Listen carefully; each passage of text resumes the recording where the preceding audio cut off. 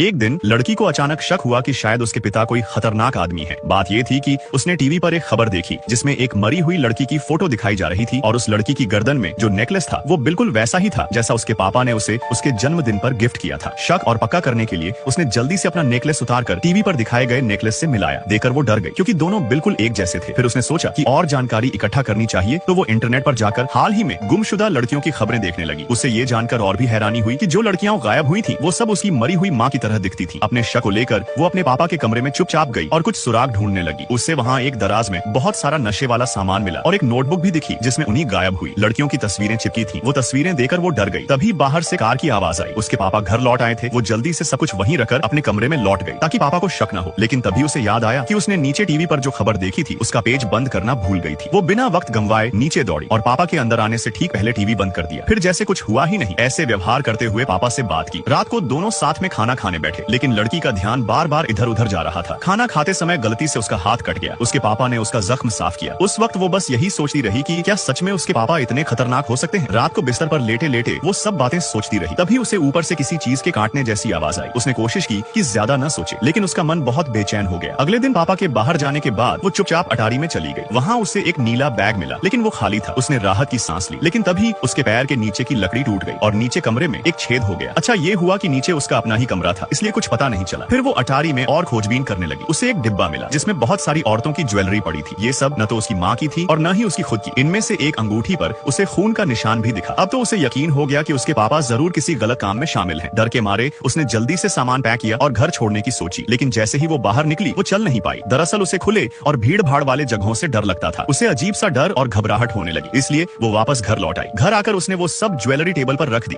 और तय किया कि अब वो अपने पापा से सीधा सवाल करेगी। जब उसके पापा घर लौटे तो उसने उनसे पूछा कि ये ज्वेलरी कहाँ से आई। पापा ने कहा कि ये सब उसकी माँ की थी। फिर उसने खून लगी अंगूठी दिखाई तो पापा ने कहा कि वो खून नहीं पेंट है। फिर उसने वही नेकलेस दिखाया जो पापा ने उसे दिया था और बताया कि टीवी पर मरी लड़की ने भी वैसा ही पहना हुआ था। ये सुनकर उसके पापा थोड़े गुस्सा हो गए। लड़की डर गई और ऊपर अपने कमरे की ओर भागी। दरवाजे को बंद कर दिया और उसके आगे टेबल लगाकर रोक लगा दी। पापा ने उसे बाहर निकलने को कहा, लेकिन वो नहीं मानी। उसने पुलिस को फोन किया, लेकिन तब उसके पापा ने एक बड़ा ड्रिल मशीन निकाला और दरवाजा तोड़ने लगे। दरवाजा तोड़कर वो अंदर घुस आए और लड़की को बिस्तर पर पकड़ लिया। लड़की ने सोचा कि अब भी कुछ करना ठीक नहीं, तो उसने चुपचाप रहकर सब शांत करने की कोशिश की। थोड़ी ही देर में पुलिस भी आ गई, लेकिन पापा ने कहा कि लड़की मानसिक दवाएं लेती है और गलती से पुलिस को कॉल कर दिया होगा। पुलिस बिना ज्यादा पूछताछ किए लौट गई। इसके बाद लड़की ने सोचा कि अब इंटरनेट पर किसी से मदद मांगे। उसने कंप्यूटर खोला, लेकिन रात के वक्त कोई ऑनलाइन नहीं था। आखिर में उसने सोचा कि खुद को बचाने के लिए कुछ करना होगा। वो नीचे गई, चुपचाप एक चाकू उठाया और ऐसे ही दिखाया जैसे पानी पीने जा रही हो, लेकिन तभी उसके पैर में एक कील चुभ गई और उसी वक्त उसके पापा सीढ़ियों से नीचे उतरने लगे। अब जो होने वाला था लड़की को नहीं पता था, लेकिन वो बहुत डरी हुई थी और किसी तरह खुद को बचाने की कोशिश कर रही थी।